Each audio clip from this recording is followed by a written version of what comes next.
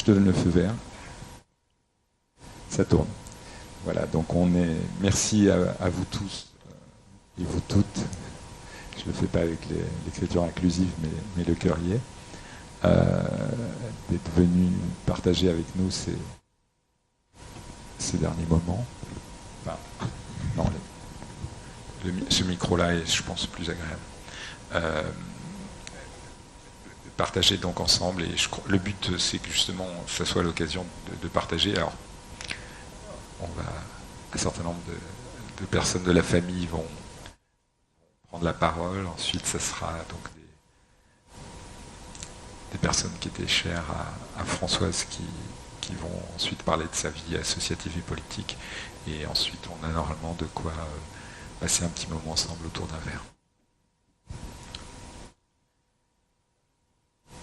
Donc, je propose qu'on commence par cette petite... qu'on commence en douceur avec une chanson de Renaud.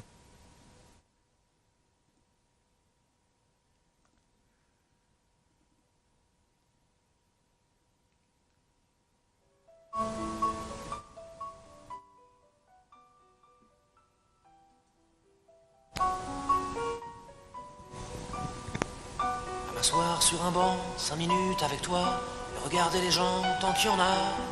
Te parler du bon temps qui est mort ou qui reviendra, en serrant dans ma main tes petits doigts. Puis donner à bouffer à des pigeons idiots, leur filer des coups de pied pour de faux. Et entendre ton rire qui lézarde les murs, qui sait surtout guérir mes blessures. Te raconter un peu comment j'étais minot, les bons mecs fabuleux. Chez le marchand, 40 sacs et minto, caramel à 1 franc, et les Mistral gagnants.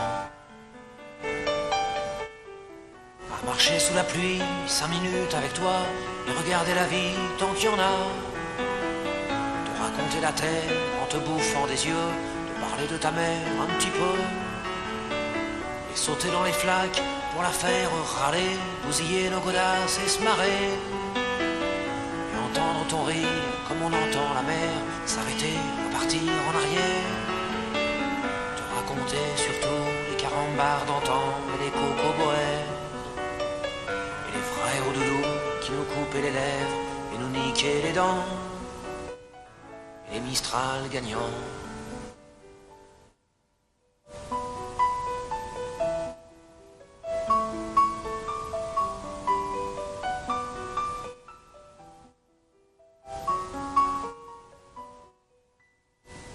M'asseoir sur un banc, 5 minutes avec toi, regarder le soleil qui s'en va.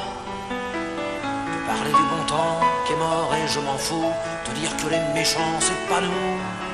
Et si moi je suis barge, ce n'est que de tes yeux, car ils ont l'avantage d'être deux. Et entendre ton rire s'envoler aussi haut, que s'envolent les cris des oiseaux. Te raconter enfin qu'il faut aimer la vie, l'aimer même si le temps est assassin et emporte avec lui les rires des enfants et les Mistral gagnants.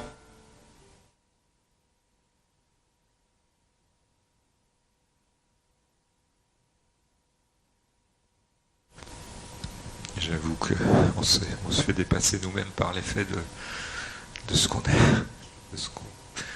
a dans la tête, mais merci Mick, c'est formidable, il a fait ça en pleine nuit. Il était épuisé, il m'a fait ce montage magnifique. Et j'avoue, mélo, mais il y a des moments où je pense que le mélo se justifie complètement. Et un peu de douceur après certains moments un peu difficiles que maman a connus.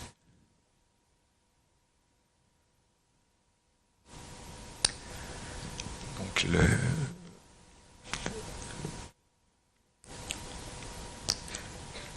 l'idée, c'est de partager des souvenirs. Maman aimait beaucoup les textes et donc elle a écrit.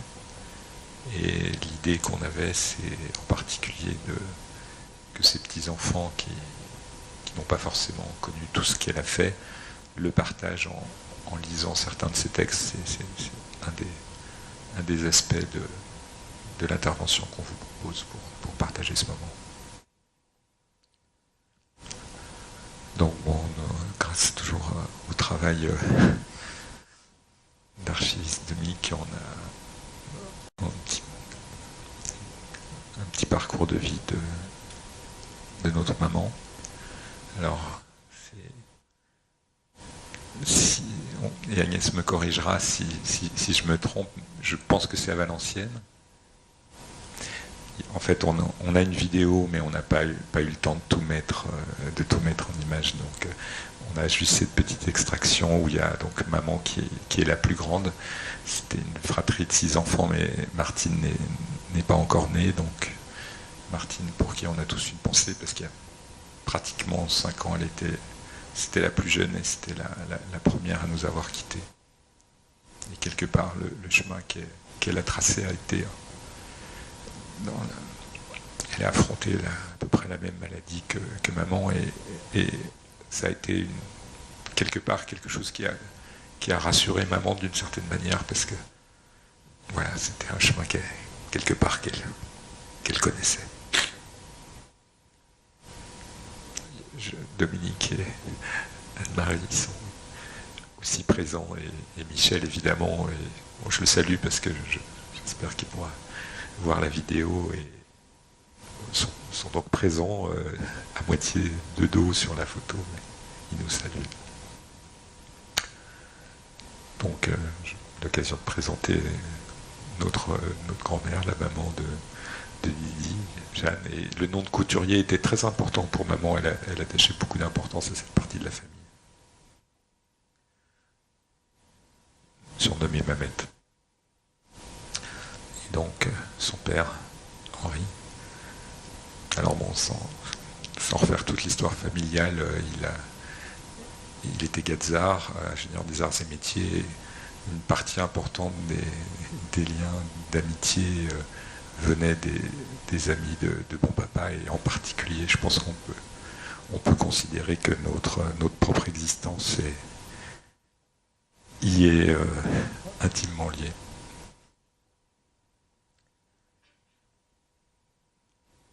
Donc elle est née à Paris 14e.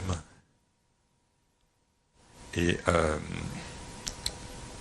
en fait, j'ai raté quelque chose parce que dans la préparation, normalement, j'avais une lecture, mais je pense que celle-là, j'ai oublié de la faire. Oui, ben, tu serais prêt, Ludovic, à lire le... Hein, parce que c'est bien qu'il y ait une part d'improvisation. Et c'est une super idée que tu aies pris le livre. Bah écoute, puisque... On évoque de très près, alors il faut savoir qu'au moment où...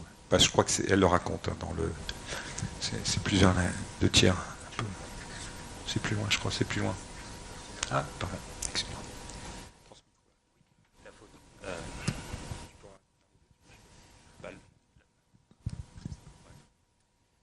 La photo, vous pourrez la voir mieux, je laisserai le livre.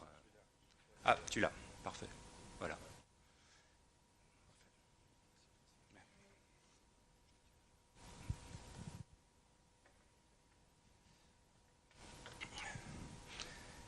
Le bébé, dans les bras du tirailleur sénégalais, sur une halte de l'Exode, c'est moi.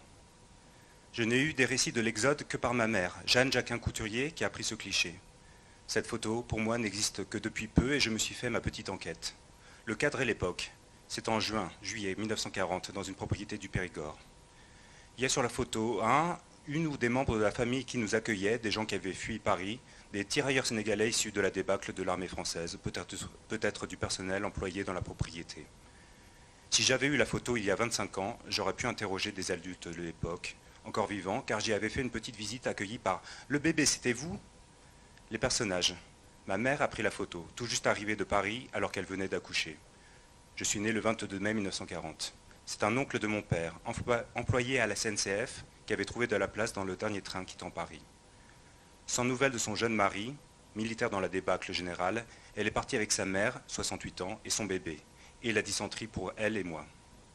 Je pense qu'elle est arrivée là par le plus grand des hasards. Je suis né 9 mois après le mariage de mes parents, le 23 août 1939, ils avaient bien choisi leur jour. Mon père, jeune officier s'est marié sans permission et a rejoint son corps le lendemain matin. Son colonel a renoncé à le mettre aux arrêts, car ce jour-là, mobilisation, on avait besoin de tout le monde. J'ai donc au minimum 3 semaines, et certainement pas plus de 2 mois. Les militaires.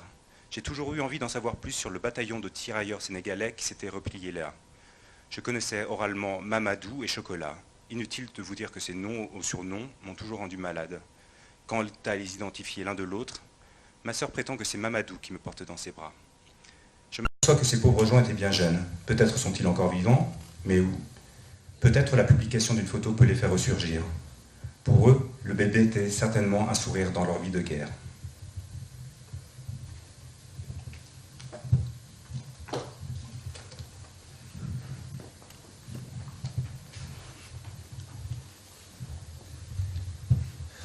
Donc, comme j'ai pu vous le dire, la fratrie ou la sœurie, je ne sais pas quel est le mot le plus adapté, a été constituée de 4 sœurs, dont Françoise était l'aînée, et 2 frères.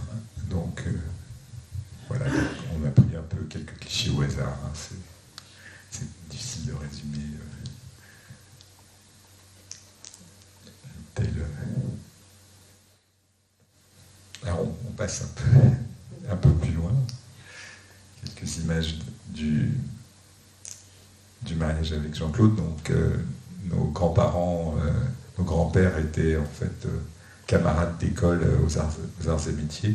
Et là aussi, vous me corrigerez si je dis une bêtise, en tout cas tel que j'ai compris l'histoire familiale, les Jacquin prenaient le poste, enfin Henri Jacquin prenait le poste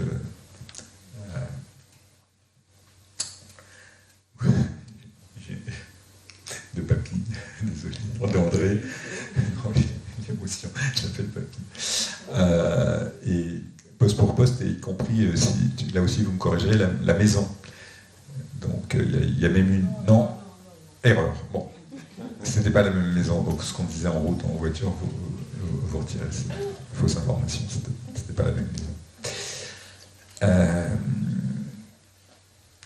Est-ce que c'est l'occasion, papa, de faire ton intervention? Tu préfères après? D'accord.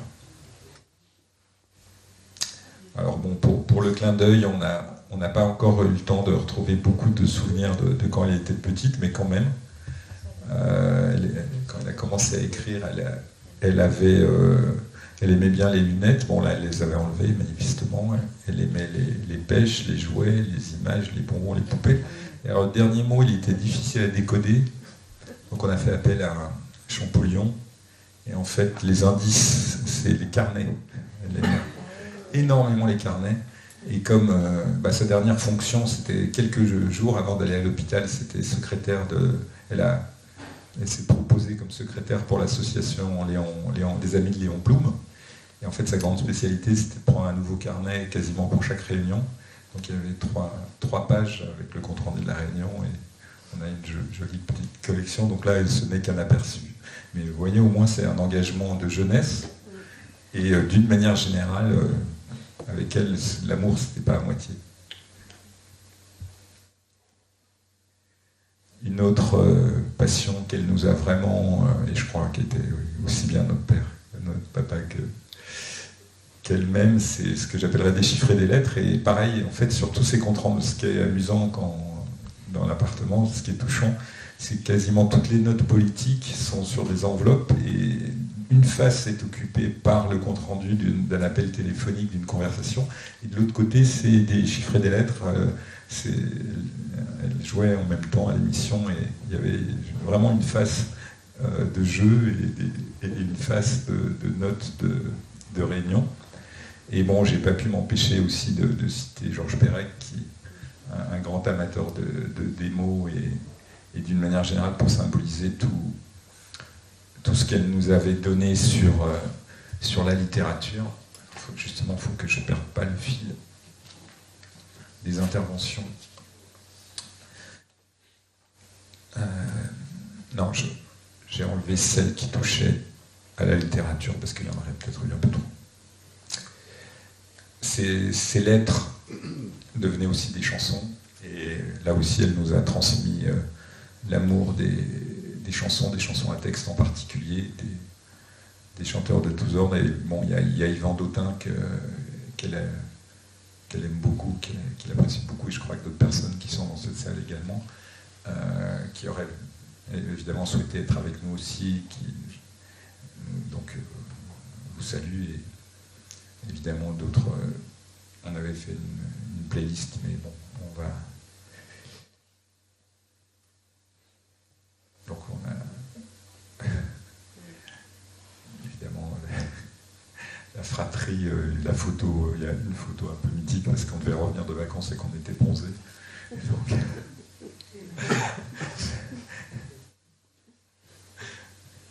L'occasion d'apprécier aussi la mode de l'époque. On doit être aux environs de 1983, 84, quelque chose comme ça. Bon, une photo qui nous touche énormément, avec Ludovic, le plus jeune d'entre nous. Beaucoup de tendresse, et je crois qu'il n'y a pas besoin de nous.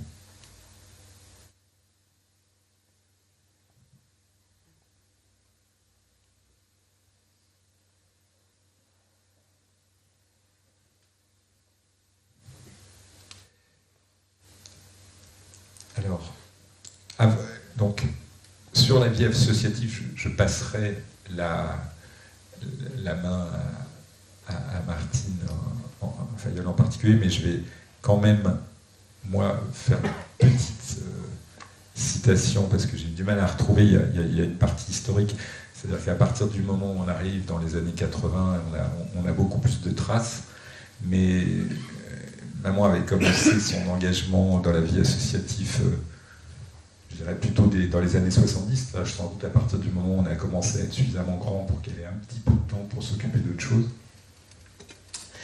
Et la première chose à laquelle elle a participé, enfin, sans doute pas la toute première, mais en tout cas qui nous a marqué, c'était ce qui s'appelait entre autres Consommation, qui était en parallèle de l'UFCS.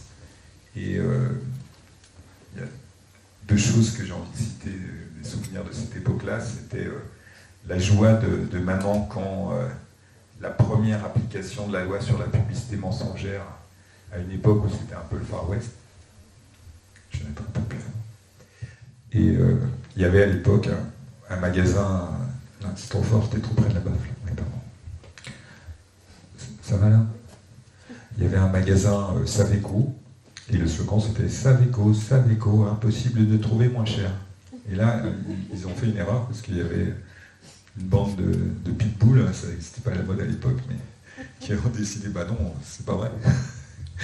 Et qui l'ont prouvé. Et il y a eu le tribunal de Versailles a condamné, ça a été la première condamnation sur une loi qui sans doute devait être récente, pour publicité mensongère, et c'était vraiment un grand moment de fierté pour maman. Alors, j'en profite parce que là, anecdotiquement, sur le même article qui cite ça, parce que c'est vraiment la seule citation qui prouve que ça a existé, parce que personne n'en parle, c'est un peu un fait anecdotique de l'histoire, c'est que les associations de consommateurs de l'époque, l'INC, gueulaient contre le fait que l'achat des piles pour certains transistors coûtait jusqu'à 1400 francs par an. Et je vous confirme que c'est toujours pas réglé, parce que quand les transistors qu'on a amenés pour Didier à l'hôpital, il fallait souvent changer les piles. Et une dernière chose, la boulangerie qui est à côté s'appelait au tout début Gouin. Et des premiers faits d'armes de maman qui, pour certains d'entre nous, étaient ce qu'on appelle trop la honte, dans le langage des jeunes d'aujourd'hui. Et puis quand même, moi j'étais un peu fier.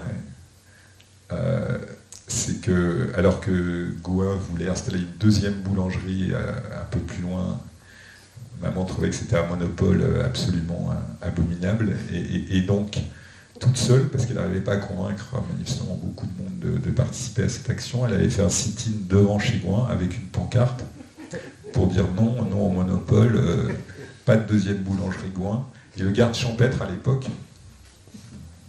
il y avait encore un garde champêtre à repas, était venu apparemment l'interpeller et lui dire que ça ne se faisait pas de faire ce genre d'opération sur la voie publique. Donc vraiment, je ne vous cache pas que je suis très fier de ce côté Don Quichotte qui, lui, n'a pas laissé de traces dans l'histoire, mais au moins dans nos mémoires. Je peux te couper la parole, je parlerai après. Mais bien sûr. Là, je tombe vraiment sur une anecdote qui est dans le plein champ. C'est qu'à l'époque où j'étais aux affaires, on avait été invités tous les deux à un dîner chez Serge Dassault. Et évidemment, il y avait que des PDG, j'étais le seul à ne pas être PDG, je n'avais pas l'assistance. Et à un moment donné, il y a quelqu'un, je ne sais plus qui a demandé à maman qu'est-ce qu'elle faisait, quelle était sa spécialité. Et elle a dit, moi, c'est de faire condamner les PDG. Alors ça a acheté un froid.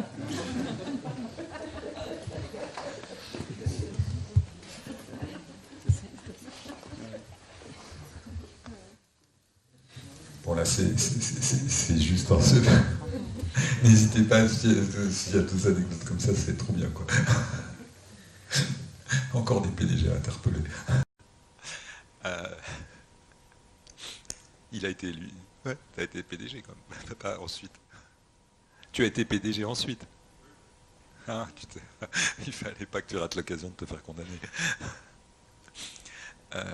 Voilà, donc là c'est des images. Peut-être que Martine, tu vas sans doute l'évoquer, j'imagine.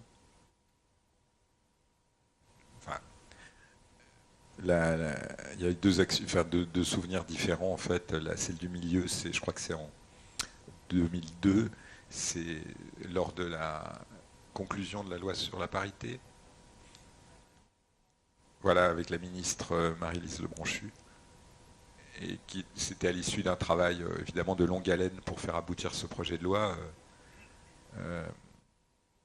Donc 2002, on était encore sous Lionel Jospin, Premier ministre. Et une loi qui a encore des conséquences essentielles. Et bien sûr, l'engagement de maman était autour de Elles aussi, cette association qui a bataillé et qui continue à batailler, parce qu'il y a une loi, mais ensuite il faut l'appliquer, il faut que les partis respectent la règle. Il y a toujours la différence entre candidat et éligible et élu. Et je crois que c'est même dans ces dernières notes, pareil, on voyait que c'était un combat de tous les instants. Et les photos sur les côtés, c'est la remise de l'ordre du mérite en 2003. Et donc, ces petites filles étaient présentes avec des poussettes. Elles avaient presque 2 ans à l'époque. Nicolas Hamelin. Voilà. Et on était passé sous Chirac, mais le combat continuait. Et la bonne humeur, apparemment. Et effectivement, je confirme que, en particulier les plus jeunes, Lo et Rosa, dans leur poussette, avaient égayé l'assistance par leurs chants divers et variés.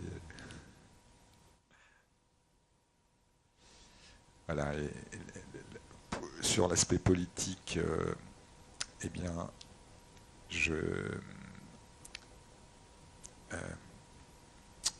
Martine nous a transmis un texte sur la laïcité. Donc, je ne sais pas, c'est Anna ou Canel qui va le lire. Comment ? Vous arrangez, d'accord. Juste avant de le lire, l'action politique de maman s'est beaucoup effectuée. Elle n'est pas allée directement au PS, hein, je crois. En particulier, elle a louvoyé avec le MRG, ou peut-être, enfin, sans être membre, mais en tout cas sympathisante. Et puis il y a un nom qui résume bien, c'est le grain de sable. C'était à l'époque où je crois que c'était Levet, le maire de Maurepas, donc c'était l'opposition. Ce que j'ai oublié de dire, c'est qu'il y avait Le Bisque, qui était également un magazine, il a vécu, dont j'ai pas encore retrouvé de traces dans ce qu'on a fouillé, mais ça ne saurait tarder. Donc, tout ça, c'est des magazines dans lesquels maman s'est retrouvée, par exemple, à faire la vendeuse de pubs, c'est-à-dire qu'elle allait chez les commerçants pour ramener des pubs. Et je ne vous cache pas qu'elle nous a raconté une anecdote que je trouve aussi. Elle disait, mais mes parents détestaient les commerciaux, ils considéraient que c'était le pire des métiers. Et moi, je me retrouve à faire la commerciale pour ce qui me plaît, c'est-à-dire pour mes idées. Et elle était fière de ça. Quelque part, elle se disait, bon, mes parents seraient peut-être choqués, mais j'assume d'aller me vendre de boulangerie en pressing et en restaurant pour défendre mes idées.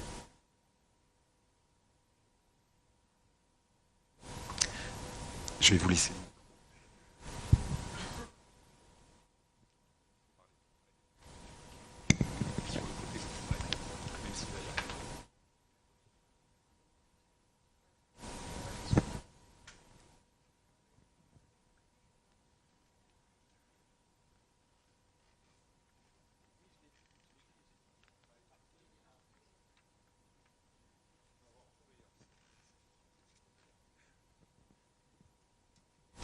Donc ce texte écrit en... Ouais, là ça va? Comme ça? Très bien. La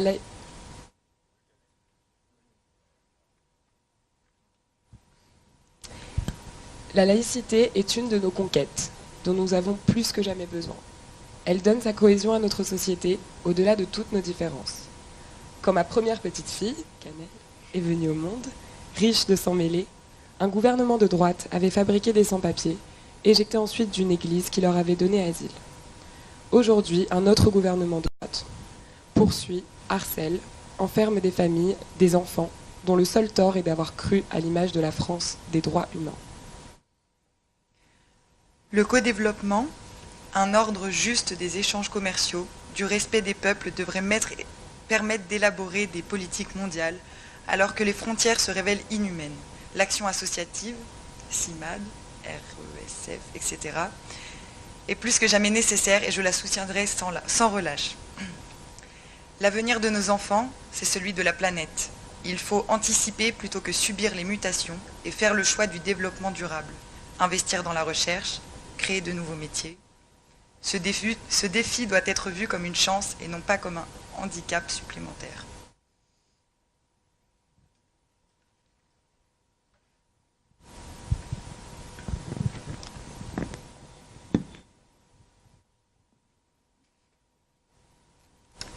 Alors, non, je m'arrête ici pour la partie... alors, non, en fait, je réalise que j'ai pas forcément géré tous mes enchaînements. Donc, je devais normalement le faire et j'ai évidemment fait des petits ratés. Donc, il y a des textes qui vont... On va le faire dans la foulée, hein, peut-être pour éviter que ça soit trop enchaîné. Je trouve qu'il y en a un qui va bien dans la foulée. C'est un courrier qu'elle a envoyé au monde en août 1996. Alors là, bon, je ne serais pas le fils de Didi si je ne faisais pas des tentatives un peu périlleuses, mais j'ai essayé de le faire je propose de le faire à 4 voix, donc Lou, Matisse... non, à 3 voix quand même, c'est raisonnable. Lou, Matisse et Canel, il faudra vous prêter le micro. Vous avez vos feuilles? Voilà, moi je vous passe les micros. Donc c'est sur un thème voisin, puisqu'elle parle quand même de riches de sang mêlé, mais là on est sur un sujet qui évoque les migrants. Il y a 20 ans, c'était pas ce mot-là qu'on employait, mais l'idée reste la même. Donc Lou, Matisse, et Lou passera le micro à Canel.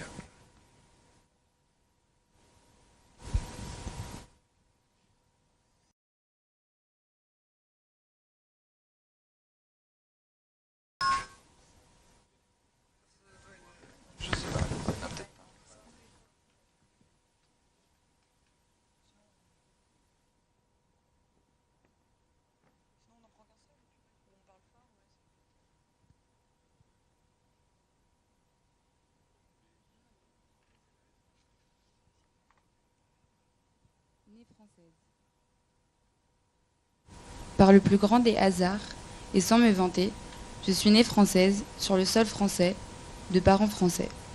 On dit que c'est un grand mérite. Lorsque je me blesse dans ma cuisine, c'est un sang jacquin qui s'écoule, pur produit d'alliances paysannes pendant des siècles. C'est ainsi que je naquis parisienne et m'endormis bientôt pendant l'Exode, grâce aux berceuses de tirailleurs sénégalais venus nous défendre.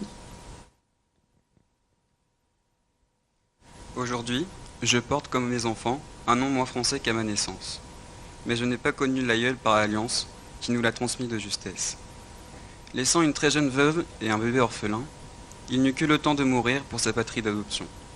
Et ses ossements, de jeune homme, sont restés mêlés à d'autres pour l'éternité, dans la gadoue de Verdun depuis 80 ans. Cet été, chaque jour qui passe, je n'ouvre plus un journal ni n'écoute l'actualité sans appréhension. Que vais-je dire à ma première petite fille toute neuve?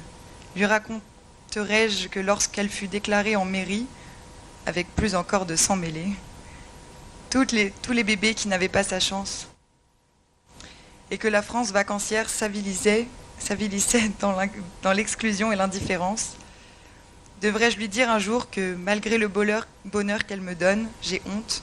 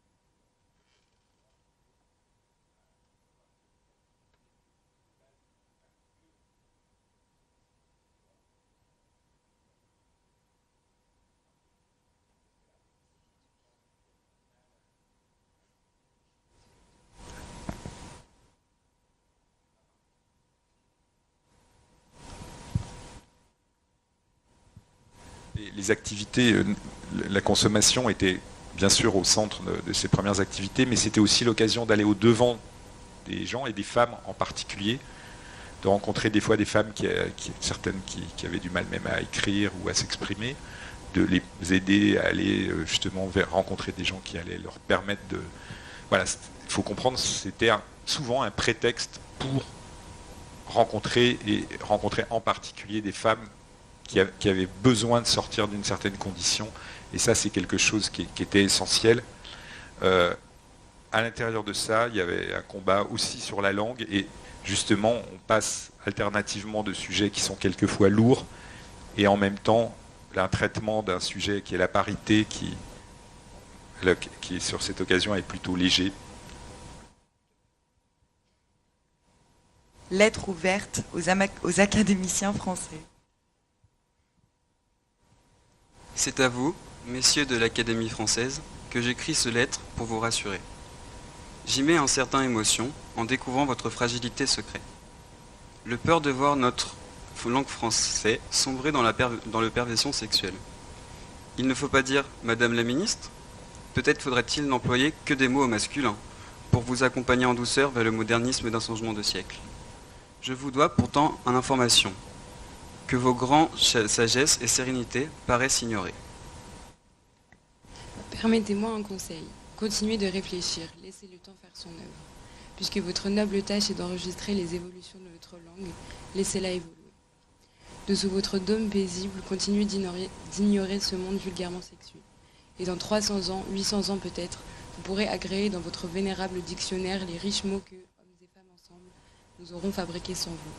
Car une langue s'enrichit quand ces mots reflètent la vie réelle. En attendant, laissez nos filles et petites filles devenir des avocates, pharmaciennes, mécaniciennes, docteurs, écrivaines et même de courageuses intelligentes ministres, députés et sénatrices dont le reste du pays a besoin.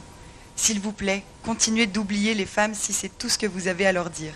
Ainsi, elles ne seront même pas tentées de solliciter la parité en devenant académiciennes. Pardonnez-moi ce gros mot. Mais continuez de nous faire rire, si c'est votre nouvel objectif, auquel Richelieu n'avait pas pensé. Les femmes adorent les hommes qui font rire, qui les font rire.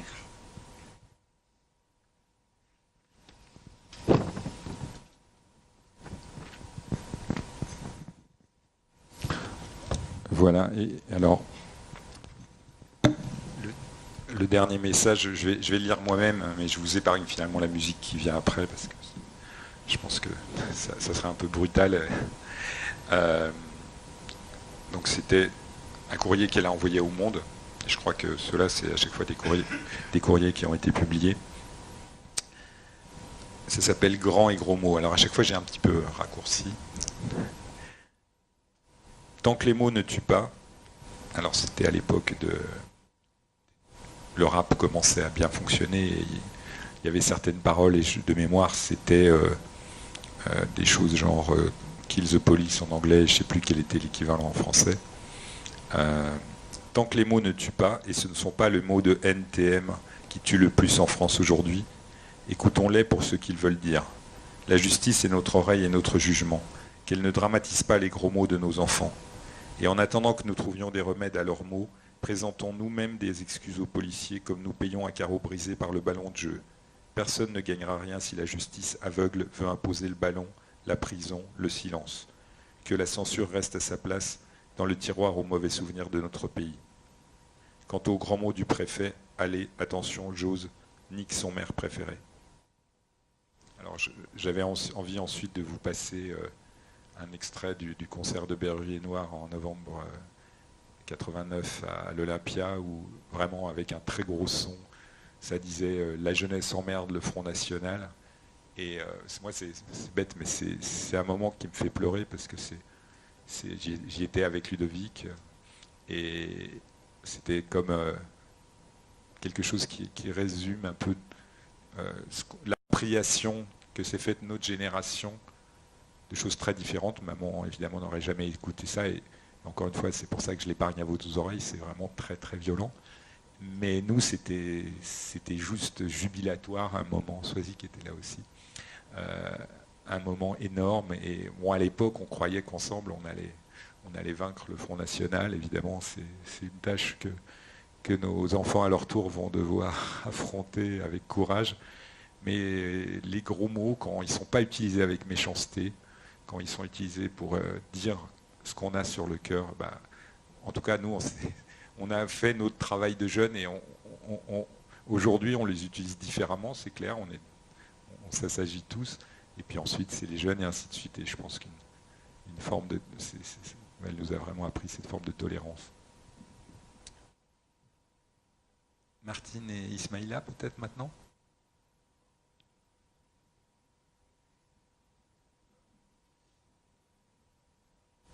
Oui ?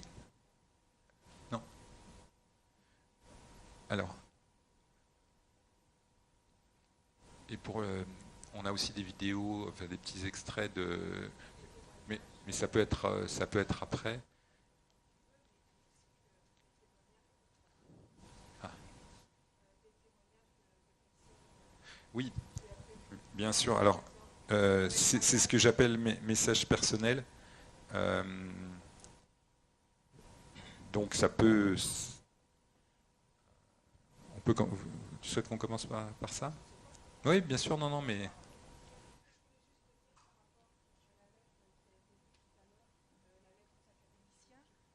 Merci. La première partie qui a été lue par Matisse, d'accord, excuse-moi, elle était au masculin. Je ne sais pas si vous avez marqué, c'était pas tellement facile à lire et tout, parce que toute la première partie, c'était exprès, c'était fait, tout était au masculin. Je voulais le préciser parce que c'est vrai que c'était pas toujours dans le fond de la salle, c'était pas toujours audible. Bon, donc oui, je voulais... Quel est le problème ? Donc j'ai reçu un témoignage, Esmaïla, tu me parles, de Ségolène Royal. Bon, je ne vais pas vous raconter les relations de Françoise avec Ségolène, qui étaient très très fortes. Elle dit, alors c'est avec une grande tristesse que j'ai appris par Benoît Lardy, la secrétaire générale de Désir d'avenir, le décès de notre amie Françoise Pellissolo, fidèle membre de l'association.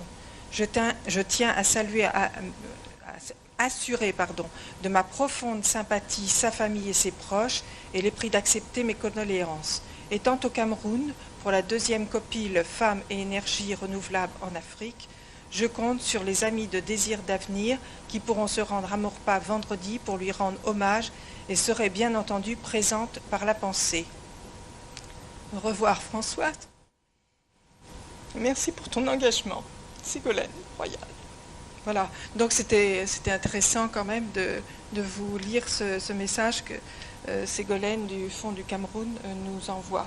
Et puis il y a d'autres personnes qui ont envoyé des messages, comme Catherine Tasca, qui gardera de Françoise le souvenir d'une femme engagée et généreuse. Elle était une militante exemplaire pour notre parti. Ses convictions et son action nous resteront tous en pensée. Il y a des anciennes présidentes d'elles aussi qui témoignent également. Le premier fédéral, Jacques Chenet, qui est en vacances, qui a parlé de la force qu'elle consacrait à son activité de militante socialiste et féministe. Donc je ne vais pas tout vous lire, mais des témoignages très émus et qui relatent sans arrêt le courage de Françoise, la ténacité de Françoise. Je ne sais plus là, excuse-moi Ismaïla, je suis quand même très émue et c'est difficile pour moi parce que ça fait 40 ans que je connais Françoise Pellissolo et ensemble on a fait un bon bout de chemin. On a commencé par Consommation, puis on parlait là, on a travaillé, travaillé entre guillemets, on était bénévoles là-dedans, dans tout ça. On était dans les mêmes fédérations de parents d'élèves, on s'est retrouvés puisque tu es du même âge que mon fils Julien, donc au lycée, je me suis retrouvée avec Françoise à la FCPE. Donc on a bourlingué aussi au niveau de Saint-Quentin, on a mis en place le journal Vécu, dont on parlait tout à l'heure, tu vas peut-être retrouver, mais je dois en avoir aussi. Elle a été aussi, elle m'a soutenue pour la création de l'association, de la radio Triangle, la radio de la Ville Nouvelle, dont j'ai été présidente. Toujours Françoise avec sa plume, et puis son verbe, elle pouvait tenir toute une émission à elle seule. Et puis donc il y a eu ça, il y a eu on était aussi ensemble à l'UFCS. À elles aussi, elle était une des cofondatrices en 1992. C'est elle qui a déposé les statuts à la préfecture avec d'autres, puisque c'était un regroupement de 6 associations. Elle a été présidente de 2001 à 2003. Et puis, Françoise ménageait pas ses forces. On voit bien d'ailleurs comment ça s'est terminé. Elle consacrait toute son énergie aux causes qu'elle défendait sans relâche et tout. C'était vraiment... Alors donc, moi je l'ai connue dans tout son parcours. Dire des anecdotes, je sais pas, j'ai pas vraiment j'en ai plein d'anecdotes, je pourrais être là toute la journée si j'étais pas aussi émue, j'en trouverais plein. Mais les derniers moments, et j'en parlais hier avec François, ce qui était bien, c'est que Françoise, on n'avait pas besoin de prendre un rendez-vous avec elle. Quand on avait envie de la voir et de discuter longuement, on allait dans le centre-ville de Maurepas. Alors on la retrouvait sur le banc, en train de lire un livre, lequel, peut-être le livre d'Antoine, qu'elle avait souvent, et qu'elle montrait à tous les passants et passantes. Elle en était très fière. Et donc, elle était là, elle lisait, elle discutait, elle alpaguait les gens pour discuter et tout. Les gens la connaissaient, forcément, Françoise, dans Maurepas, elle est très connue. Et puis, si elle n'était pas sur son banc, on la retrouvait au café Le Maurepas, à la terrasse, là, et la même chose, elle alpaguait les gens, elle discutait avec les gens, c'était sa vie, et puis elle avait tellement de choses à raconter, tellement de vécu, de tout ce qu'elle avait vécu au niveau de la Ville Nouvelle, la naissance de la Ville Nouvelle, tout ce qui... C'était vraiment... c'était vraiment très, très... Je suis très émue, C'est vraiment une personne pour laquelle j'avais beaucoup d'estime, beaucoup. Et j'étais contente de l'avoir connue, parce que ma vie aurait été différente sans Françoise, c'est vrai. ça aurait été vraiment différent. Mais son combat pour la parité, c'est sans fin, sans fin. Mais bon, on arrive à des choses. Hein. Et je crois que l'esprit de Françoise soufflera encore longtemps sur nous. Parce que, Ismaïla, hein, tu vas témoigner au niveau politique, mais c'est vraiment... elle nous a... Je cherche un mot à la place de booster, parce que c'est un mot anglais. Mais elle nous a soutenus, elle nous a encouragés, elle nous aidait sans arrêt, sans arrêt, sans arrêt. C'était Françoise. Bon, je te laisse. C'est Martine. Françoise, pour nous, c'est une amie. C'est une amie et je dirais presque que c'est une membre de la famille, en dehors de ma mère, de Martine. Françoise, c'est celle qui connaît ma date d'anniversaire et qui m'appelle et qui m'envoie un SMS pour me souhaiter joyeux anniversaire. Tous ensemble, on a vraiment des relations très fortes. Et elle aime à la rappeler. Je ne connais pas ses enfants, elle vous aime beaucoup. Elle nous en parlait tout le temps. Elle me considérait quasiment comme membre de sa famille. Et elle aimait souvent rappeler que j'étais né une semaine avant son dernier fils. Donc je connais ta date d'anniversaire aussi. Et c'était ça, Françoise. Et au-delà de ça, c'est quelqu'un d'incroyablement moderne, Françoise. On l'a vu avec les différents discours, différents textes qui ont été lus. À l'époque, sur ses combats sur l'égalité, sur son discours là, sur NTM. C'est quelqu'un d'incroyablement moderne qui est finalement en avance pour sa génération, dans son temps, et qui a toujours considéré la France nouvelle et qui n'a pas vécu, comme on pourrait le croire, sur son éducation qu'elle a reçue quand elle était jeune. Elle a su évoluer, et c'est ça qui est extraordinaire. Et puis aussi, c'est un esprit très fin. Elle a toujours le petit mot, et c'est une plume qui est extraordinaire. Et avec Martine, on a beaucoup appris d'elle. Moi, j'étais nul en écriture, et c'est grâce à elle que je suis devenu un peu moins nul en écriture. Et je remercie beaucoup Françoise pour cela.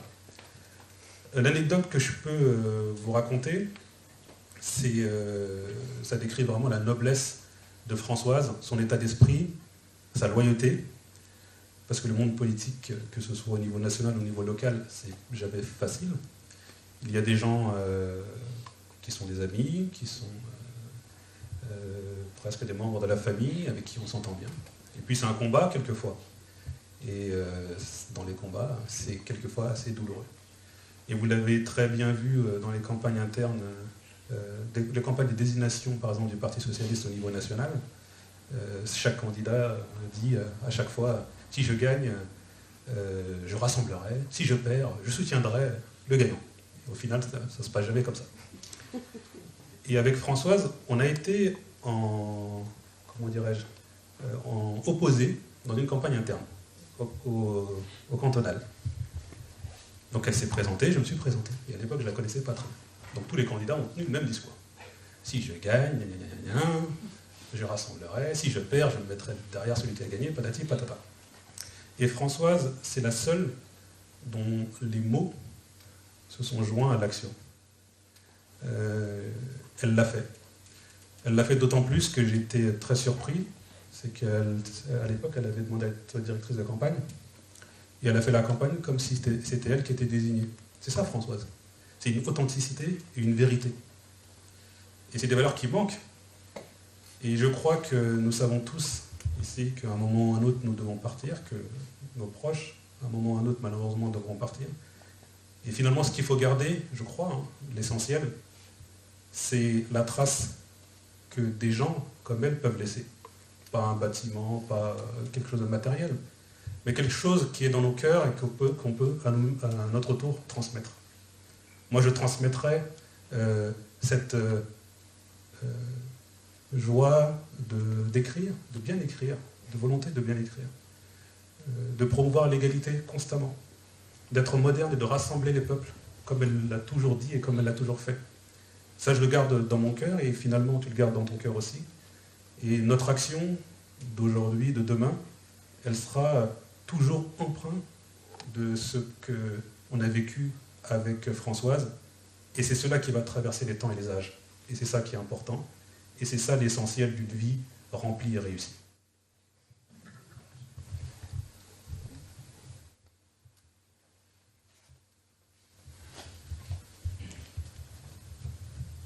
Merci beaucoup.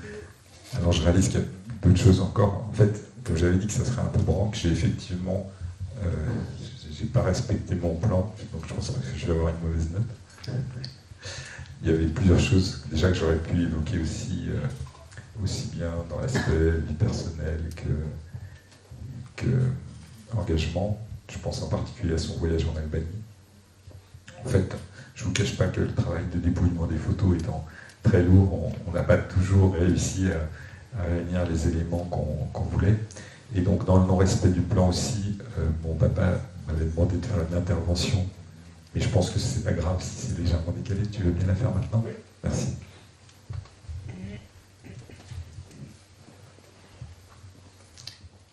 Je vérifie ça, voilà.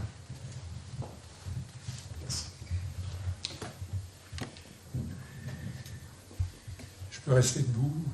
Oui. Françoise, nous avons passé... nous nous sommes connus pendant 68 ans. Tu avais 9 ans, j'avais 10 ans, quand nous nous sommes vus la première fois. Et nous avons passé 26 ans de vie commune. Et dans ces 26 ans, nous avons eu beaucoup de moments heureux. Et que je crois ce que nous avons fait de mieux tous les deux ensemble, ces 4 magnifiques garçons. Que je remercie aujourd'hui infiniment, eux et leurs épouses, compagnes, y compris Marina qui n'est pas là aujourd'hui. Je remercie tous d'avoir accompagné Françoise pendant ces dernières semaines. Ça ne pouvait pas être mieux. Ça a été fait de manière absolument parfaite tous les jours. Je pense qu'elle est partie sereinement grâce à ça. Donc merci encore. Et puis, merci aussi d'avoir continué avec 7 petits-enfants qui sont maintenant l'avenir de la famille, que je remercie d'être intervenu tout à l'heure. Voilà. Et je ne voudrais pas être long, mais je voudrais terminer sur 2 anecdotes qui sont suffisamment anciennes pour que la plupart d'entre vous ne les connaissent pas. C'était la période où nous commencions notre vie commune et où Françoise était professeure d'anglais au lycée de Saint-Germain-en-Laye. Parce qu'effectivement, elle avait passé une licence d'anglais à Paris. Entre parenthèses, elle avait connu à cette époque et sympathisé avec Jean-Claude Delarue, qui est le père de Jean-Luc Delarue. Et on s'était revus après. Donc elle était professeure d'anglais et le soir de sa première rentrée scolaire, elle arrive toute guillette en me disant « Tu ne sais pas ce qui m'est arrivé ?» Sinon. Les élèves étaient rangés bien calmement devant la porte de leur classe. Et puis il y a un jeune surveillant qui m'attrape, qui me dit « Mademoiselle, veuillez rentrer dans les rangs s'il vous plaît. » Elle avait 22 ans, elle en paraissait 18. Et je lui ai tendu ma carte de professeur, qui s'est effondrée, tout rouge. Je me dis pardon, madame. Elle avait bien rigolé ce jour-là. Et puis, deuxième anecdote, toujours dans la même période, c'est-à-dire toujours professeur d'anglais.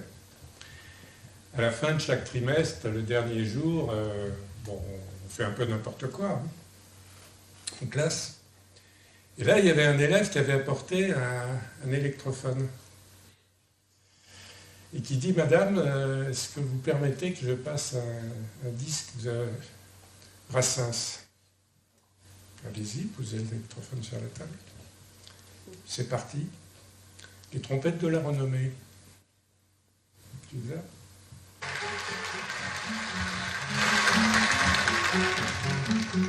Je vivais à l'écart de la place publique, serein contemplatif, ténébreux bucolique, refusant la quitter, la rançon de la gloire. Sur mon brin de laurier, je dormais comme un loir. Les gens de bon conseil ont su me faire comprendre qu'à l'homme de la rue, j'avais des comptes à rendre et que sous peine de choir, dans un oubli complet, je devais mettre au grand jour tous mes petits secrets. Trompette de la renommée, vous êtes bien mal embouchée. Manquant à la pudeur la plus élémentaire, dois-je pour les besoins de la cause publicitaire divulguer avec qui et dans quelle position je plonge dans le stupre et la fornication? Si je publie des noms, combien de Pénélope passeront-ils l'icône pour de fiefs et salopes? Combien de bons amis me regarderont de travers? Combien je recevrai de coups de revolver? Trompette de la renommée, vous êtes bien mal embouchée.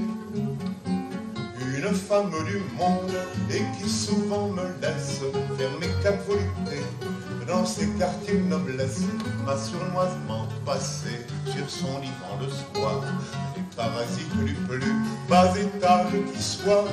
Sous prétexte de bruit, sous couleur de réclame, ai-je le droit de ternir l'honneur de cette...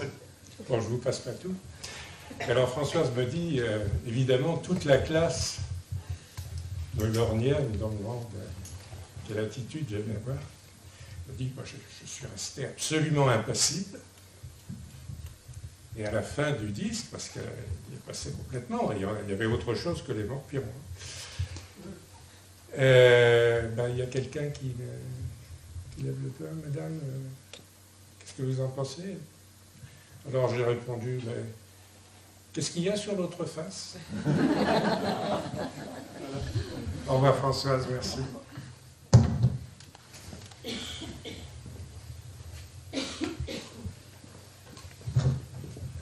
Alors, tu m'as fait penser à quelque chose qui, je pense que vous êtes nombreux parmi nous à avoir eu aussi des proches qui sont partis dans des conditions difficiles. Et je sais que par moments, c'est dur. Et on a eu la chance aussi, honnêtement, de passer ces derniers moments avec elle. C'était pas dur. Et on est conscient de la chance qu'on a parce qu'on sait que c'est pas toujours facile. Et elle nous a fait ce cadeau-là aussi, où je crois qu'effectivement on a fait un voyage ensemble. Et je crois que, j'espère que je ne trahis pas les pensées de mes frères et des autres qui sont allés partager des moments avec elle, mais ça a toujours été doux. Je parle aussi effectivement pour Marina qui n'est pas là et qui a été stupéfaite par la qualité des moments, le plaisir que c'était, l'intelligence qu'elle a toujours exprimée dans ces moments-là. Et voilà, c'était doux, c'était tendre. Et quelque part, je ne pensais pas, je sais très bien, tout le monde n'a pas eu cette chance, et j'ai quelque part aussi, comme ce qu'elle nous a appris aussi, c'est de l'empathie, de penser aux autres, et je pense à ceux qui n'ont pas eu cette chance, parce qu'on n'y peut rien, c'est ce qui se passe, ce que nous fait la maladie, ce que nous font, tout ça.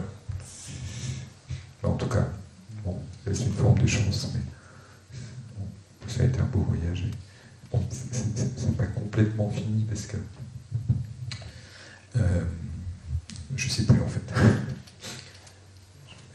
Je sais plus ce qu'on. Ah si, on a quelques messages que vous trouverez... Alors attendez, il faudrait quand même que je remette. Je ne vais pas les lire parce qu'ils sont disponibles sur Facebook et c'est juste un aperçu, mais voilà, c'est des membres de la famille plus distants qui ont chacun, finalement, c'était pas leur maman, mais à chaque fois c'était quelque part, et il y en a d'autres encore comme Emmanuel qui à chaque fois nous disent c'était comme une maman pour nous. Elle avait cette capacité d'adopter, de fédérer autour d'elle. Et bon, là alors là je vais faire un petit truc qui se fait pas techniquement, mais je vais vous faire parler Jeanne qui est à Mayotte. Donc c'est un petit peu loin, donc n'ayant pas de liaison satellite sur mon ordinateur, je vais vous la faire parler sur mon smartphone. Excusez-moi, donc pour pas que ça soit... Je vais baisser le son comme ça.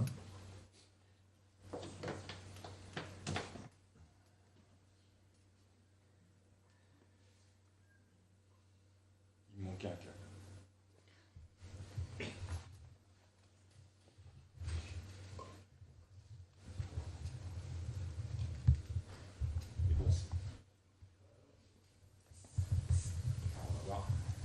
Ça va dans le sens...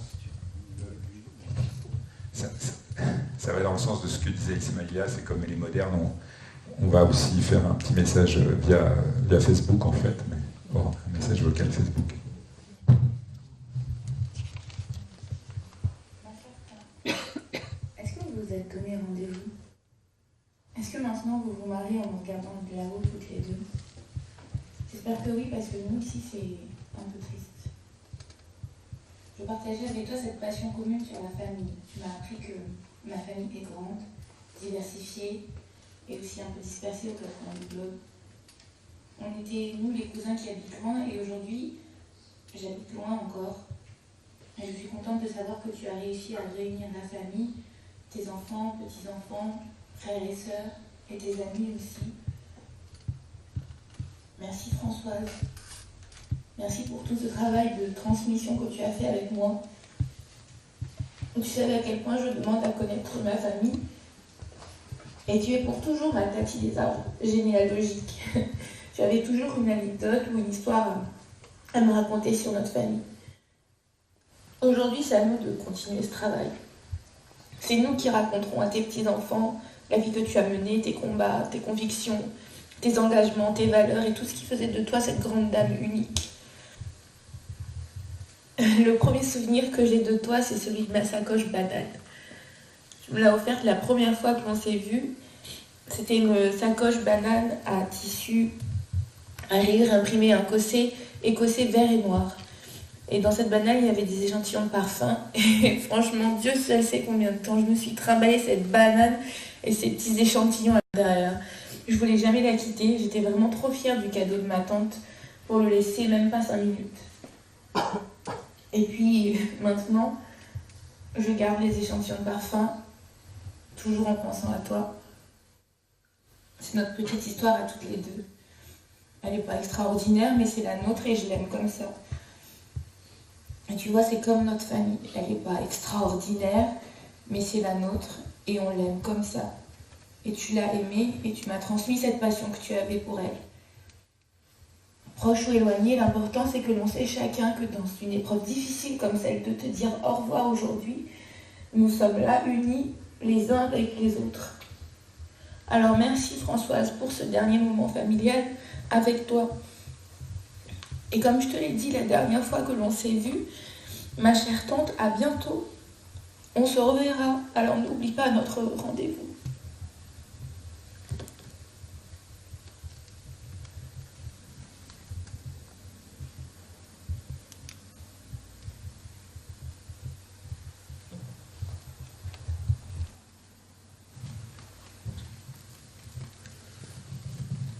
Alors, ceux qui le souhaitent sont bien sûr les bienvenus pour témoigner à leur tour.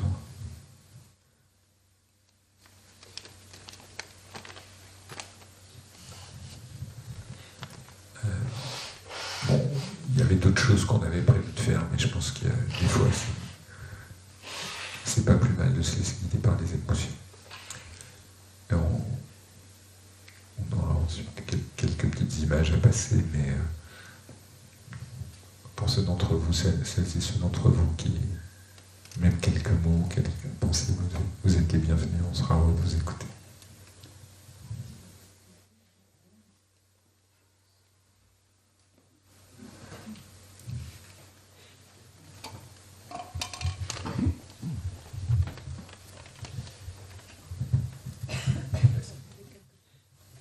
Non, il n'y a pas besoin de filles, il faut parler près de nous.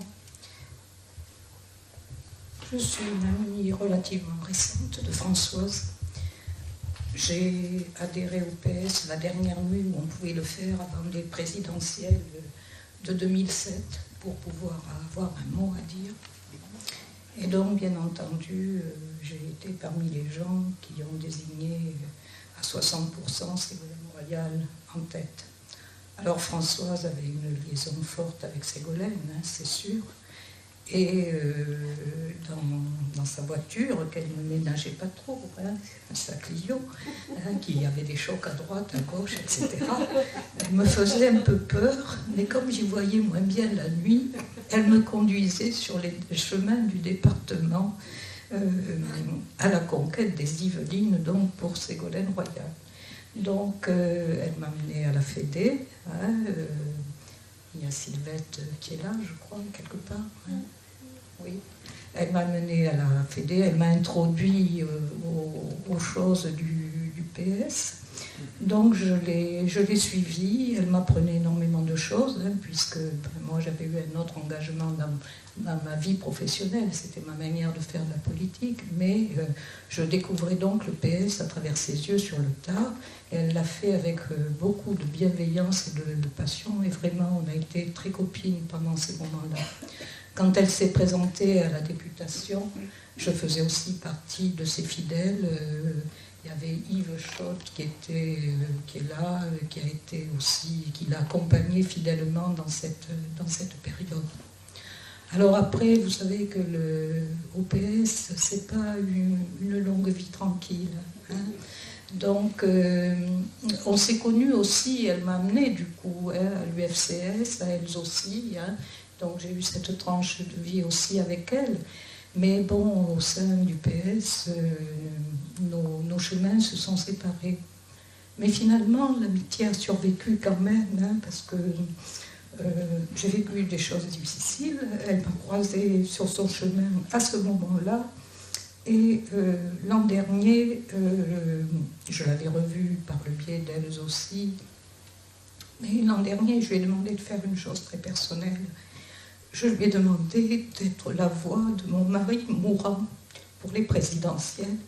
Et je lui ai demandé de faire un choix un peu plus à gauche que celui qu'elle aurait fait spontanément. Hein. Mais elle a accepté de le faire et je suis sûre qu'elle a respecté ce choix-là. Au deuxième tour, nous nous serions rejoints hein, dans les votes.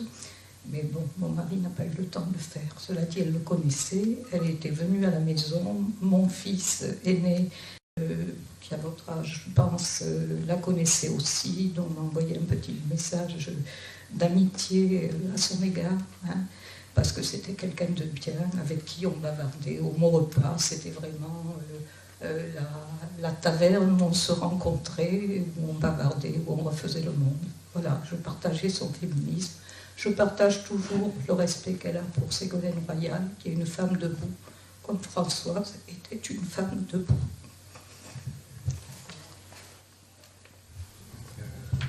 Excusez-moi, juste pour ceux qui ne vous connaissent pas, juste pour vous présenter, pardon. Ah oui. Alors, je ne sais pas comment me présenter.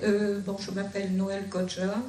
J'ai été inspectrice d'éducation, prof de philo, inspectrice d'éducation nationale, inspecteur d'académie, et actuellement, je rejoins aussi un des combats de Françoise. Je suis présidente d'une association d'alphabétisation.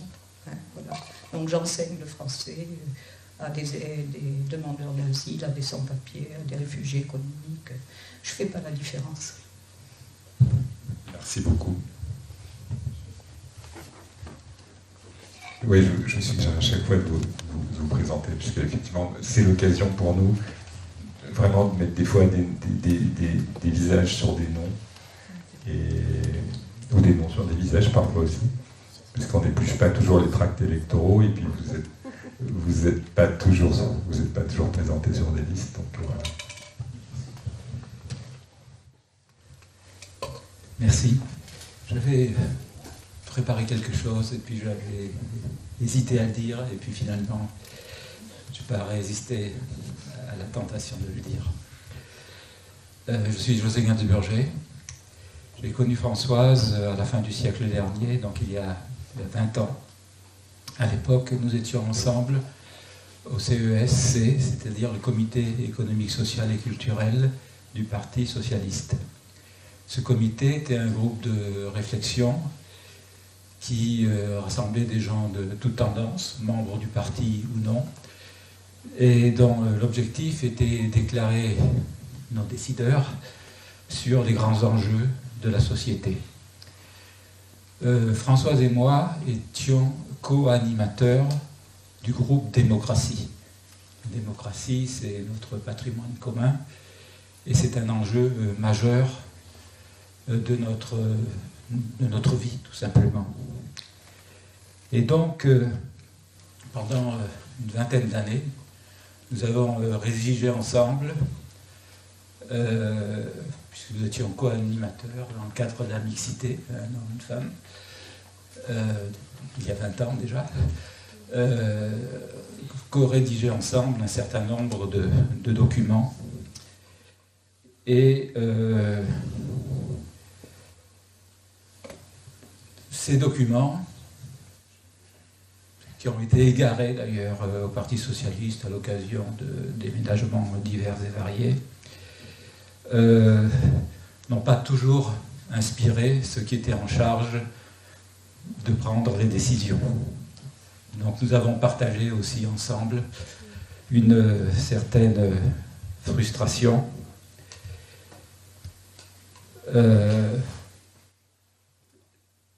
Pour la rédaction de ces documents, nous étions interchangeables. C'est-à-dire, je commençais une phrase, elle la terminait, et vice-versa. Je n'ai jamais eu une telle télépathie, communion de pensée avec qui que ce soit de cette ampleur. Ça explique, c'est la raison aussi pour laquelle j'avais envisagé de témoigner brièvement aujourd'hui. Et ça explique aussi la douleur profonde qui a été la mienne en apprenant cette terrible nouvelle. Françoise, c'était, pour dire les choses clairement et simplement, c'était un peu de moi-même, parce que, ensemble, nous avons écrit ce que nous avions dans les tripes, tout simplement. Donc, je voudrais dire à la famille que je partage naturellement sa douleur. C'est une autre forme de douleur. Et pour terminer, je voudrais vous donner une citation qui est un texte que nous avons co-rédigé ensemble il y a quelques années et qui est une réflexion politique, si l'on veut, mais qui a une portée universelle et éternelle. Ce texte est le suivant. Quand la communication tient lieu de politique, la désillusion est à la hauteur de l'illusion. Merci.